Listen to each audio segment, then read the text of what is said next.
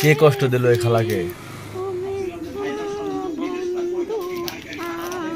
হায় রে সুর, খুব কষ্ট পাইছে। দেখেন পুরো ভিডিও দেখেন, খুব কষ্ট পাইছে। কে ফাঁকি দিল ভাই? এত সুন্দর একটা মানুষের কি সুন্দর কণ্ঠ, যত সুন্দর তার মুখের আকৃতি, কত কষ্ট করে গানটা গাছে দেখেছেন। কে কষ্ট দিল ভাই? এখনো সময় আছে, তাকে মেনে নেন, আবার নতুন করে ভালোবাসেন। খুব কষ্ট পাইছে।